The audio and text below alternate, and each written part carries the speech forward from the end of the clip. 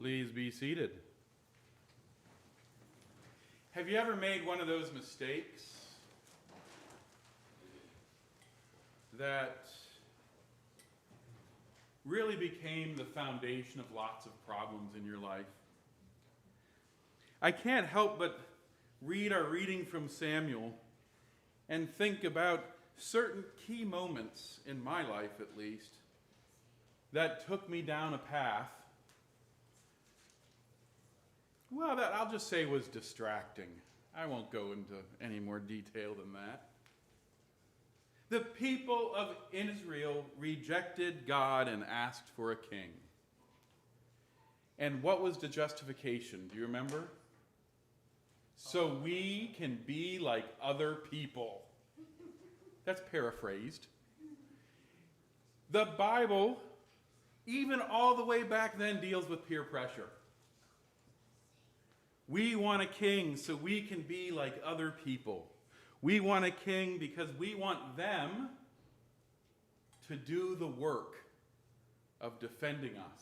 We want them to worry about what's right and wrong. We want that king to take over all of our upper mental faculties. We don't want to have to think about what's right or wrong. We want to be told it and punished when we do what's wrong. That decision plagues the people of Israel for some time. Well, for the rest of the Bible, if you want to know the truth. That decision of having someone else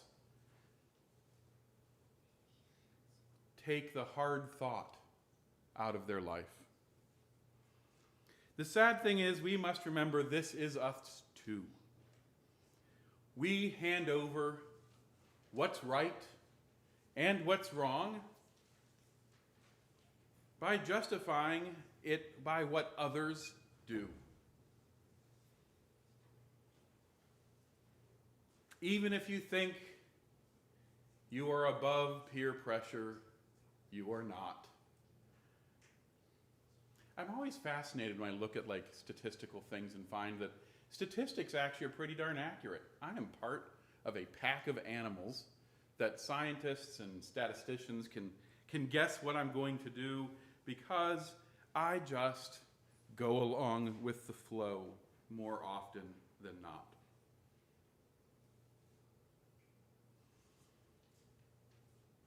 It's hard not to. The world is a complicated place. It's hard to sit there and understand how you are going to make a comment about international foreign trade and how you're going to import all the goods and services. You just have to hand that over to someone else. So you go along with it. At some point, however, you need to be the person who's leading a life. The question is, how do you define what is good and bad or right and wrong? More often than not, we kind of look around us at the people around us, and we determine what's good or bad by what they are doing. If one person makes the decision to jaywalk, it is more likely that others will jaywalk behind them. If one person decides to travel at excessive speeds on the highway, the people behind them are more likely to do that. If one person is willing to follow a corrupt path, everyone else justifies it by saying, well, they're doing it. But that isn't what we are called to do as people who are loving and thoughtful beings. And I want to talk about this situation that Jesus is in yet again. He's been cornered. He's been cornered by people saying, you're doing bad, you're doing things you should not be doing, you're healing at wrong times, you have the gall to cast out demons, and that is not in your job description. Society is trying to tell him what he should be and should not be. And he simply responds by saying, Satan cannot cast out Satan. He's trying to answer a question here, saying, how are you going to get better if you refuse to take the time to look at the simple facts surrounding you, at what is happening, and think about it not based on what others say, but based on what's right in front of your face? He's answering an age-old question about who should be the king. You see, when we love what others think, when we love the image of what others see us to be, we are doomed to make mistakes over and over again. I have to say, I was walking through the Pride Parade yesterday, and there's a uniform to a Pride Parade. And if you're not wearing the uniform, you can be judged for not wearing the appropriate uniform. You go to work, and if you don't wear the appropriate uniform, you can be judged for not wearing the uniform. Time and time again, people can actually feel guilty that they didn't wear the right thing to a public festival that had no dress code. I heard people lamenting that they didn't wear enough color when they went to the parade yesterday. They felt bad for showing up and supporting a cause they liked, that they weren't dressed in the right way. We all do it. We all look around at the world and ask ourselves, if I'm driving the right car, that means I'm successful. If I have the right things, that means I'm good. And we do this with the church all the time. This idea that if God loves me, it means I have the worldly material stuff that I want.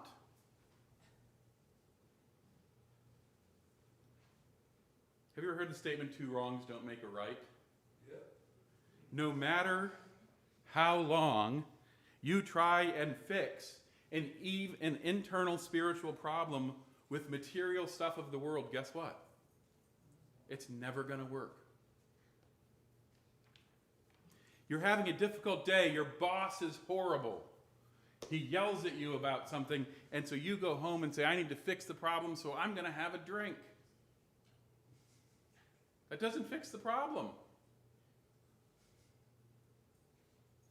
All the time we try and meet problems of relationships, problems of inner spiritual angst, with a worldly desire to acquire happiness from the outside. And here is the subtle reality. It is never going to work. We have handed over all of the things that are valuable about ourselves to the world if we want the world to identify us as being good. In Samuel, it talks about the sons, the daughters, all of these various things. This is like us handing over why we're doing something. I'm doing something for your approval. And guess what? It constantly takes. The world will take every ounce of your energy and life force that you're willing to give it.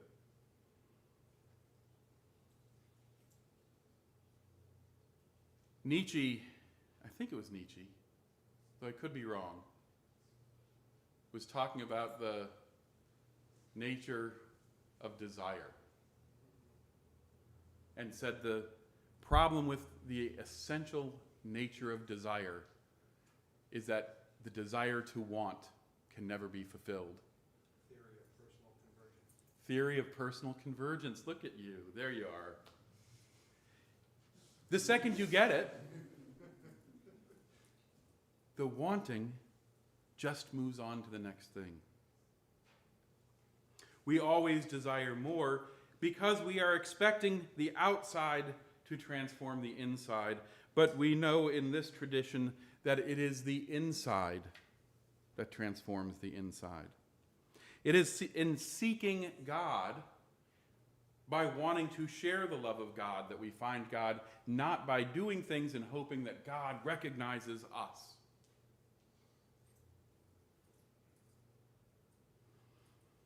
If we want to live a life of external control, we can do that.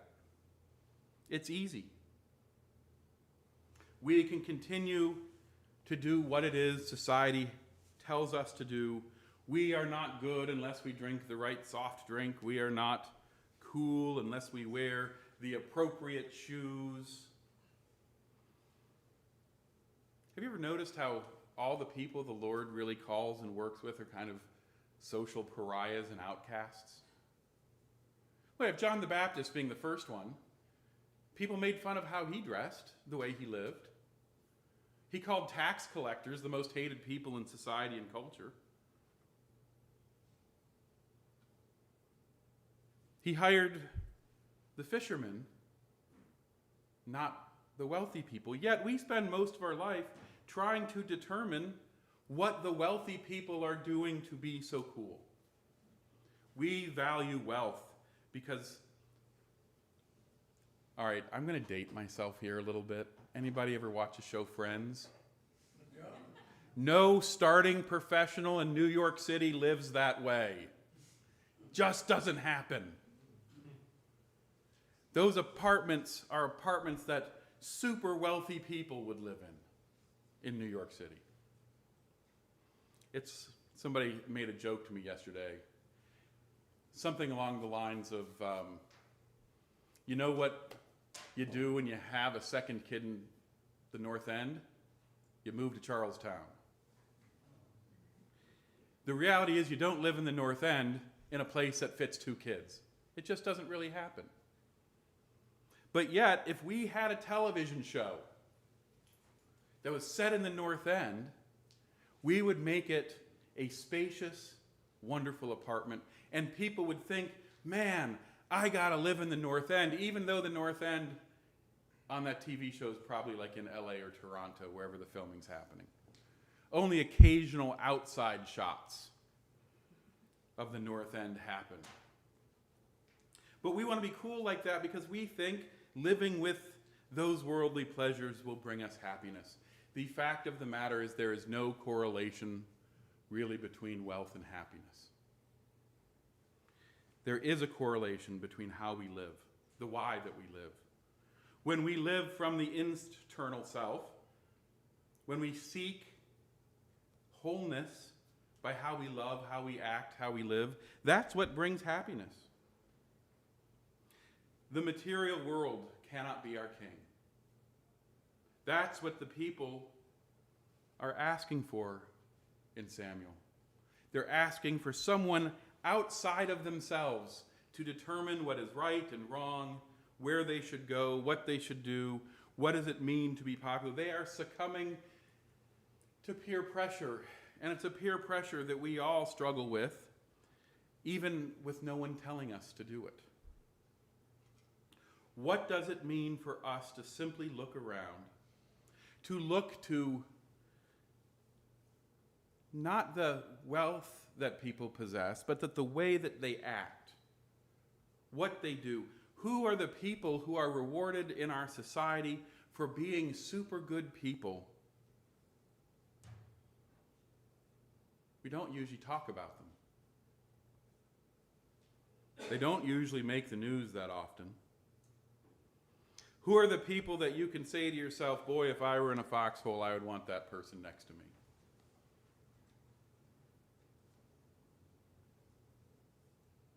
If all of a sudden the police departments were shut down, how would I make a decision on what it would mean to do right and to be good?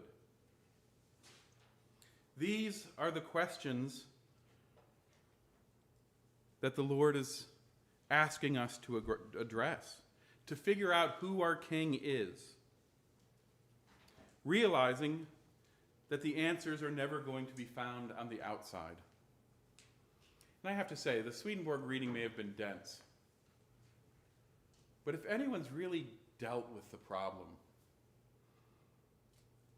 we'll say, making up a lie and you didn't want people figuring out that lie, and the amount of effort it takes to try and convince people that you didn't actually lie, the amount of work it takes to try and convince people that you didn't do something bad even when you knew it was bad, that's what Swedenborg is talking about in that reading a little bit. That when we do something that is wrong, we will invent fake things to justify why we did it.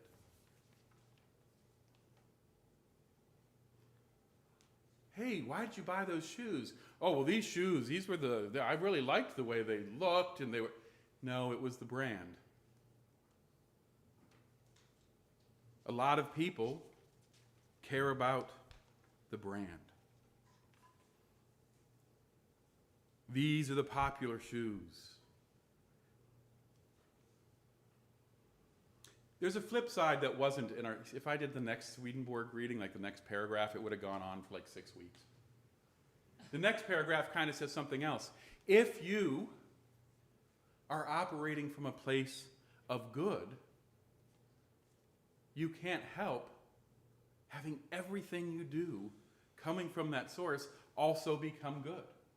In other words, whoever you choose to rule, if you use love to rule, everything you do becomes loving. If you use selfishness to rule, everything you do becomes selfish. This week, I hope you will ask yourself, who is your king? How much work am I spending creating truths to prove that I'm right? How much stress do I have